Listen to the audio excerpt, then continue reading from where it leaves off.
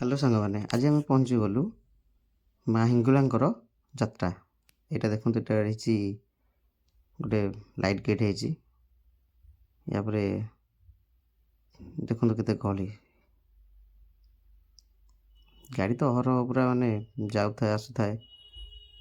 ଆଜି ମାନେ ଆମେ ଏତେ ଗହଳି ଦେଖିକି ଆମେ ବି ଆସୁଛୁ ବୋଲେ ଗାଡ଼ି ରଖିବା କେଉଁଠି। ସେ ଦେଖ ଦୂରରୁ ଦେଖାଗଲା ମାଆଙ୍କ ମନ୍ଦିର ଦୂରରୁ ଦେଖାଗଲା। ଏବେ ଆମେ ମନ୍ଦିର ଅଭିମୁଖେ ଚାଲି ଚାଲି ଯାଉଛୁ ସମସ୍ତେ।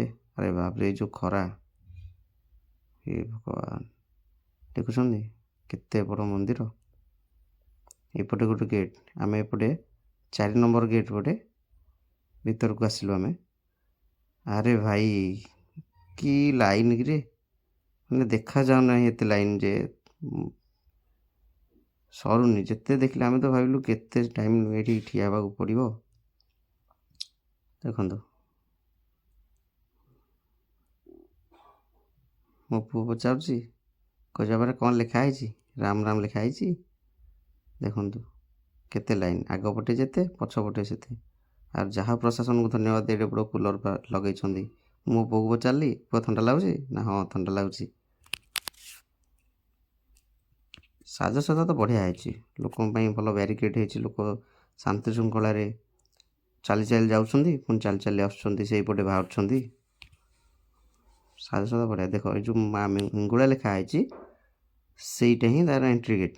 ଆଗକୁ ତ ଆଉ ମାନେ ଆଲାଉ ନାହିଁ, ସେଥିପାଇଁ ଆମେ ଏତିକିରେ ବନ୍ଦ ରହିଲା। ଆମେ ଭିତରେ ଦର୍ଶନ କରି ବାହାରିଲୁ।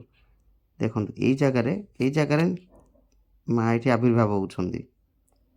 ପ୍ରଥମ ଦିନ ଯେଉଁ ଦିନଠୁ ଯାତ୍ରା ଆରମ୍ଭ ହୁଏ, ସେଦିନଠୁ ଏଇଠି ମା ଆବିର୍ଭାବ ହେଉଛନ୍ତି। ଏଇଠି ବି ଲୋକ ଆଣିକି ତାଙ୍କର ମାନସିକ ରଖୁଛନ୍ତି।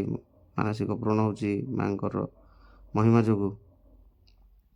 ଦେଖନ୍ତୁ କେତେ ବଡ଼ ଏଇଠି ନିଆଁ, ଏଇଠି ଅହରହ ଦିବାରାତ୍ରି ଅହରହ ସେହିପରି ନିଆଁ ଲାଗିଛି, ସେହିପରି ନିଆଁ ଜଳୁଛି, ବନ୍ଦ ହେବାର ନାହିଁ। ମାଙ୍କର ଅପାର କରୁଣା ଯୋଗୁଁ ଲକ୍ଷ ଲକ୍ଷ ଭକ୍ତଙ୍କ ସମାଗମ। ଦେଖୁଛନ୍ତି କେତେ ଭକ୍ତ।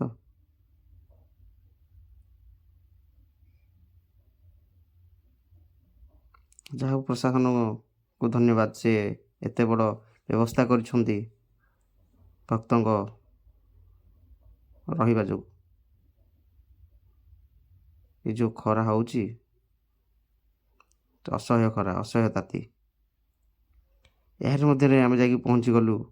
ଦେଖିଥିଲି ବୋର୍ଡ଼ ମାରା ହେଇଛି ମା ହିଙ୍ଗୁଳା ଟ୍ରକ୍ ମାଲିକ ସଂଘକୁ ଧନ୍ୟବାଦ, ସେ ଏହିପରି ଏକ ବ୍ୟବସ୍ଥା କରିଛନ୍ତି। ଥଣ୍ଡା ସରବତ ଏବଂ ଥଣ୍ଡା ପାଣି, ଏ ଯେଉଁ ଦହି ପାଣି ଖରାରେ କେମିତି ନାଗିବ ଯେ, ଓଃ, ଏତିକି ପିଇକି ଆମେ ଘରକୁ ପଳାଇ ଆସିଲୁ।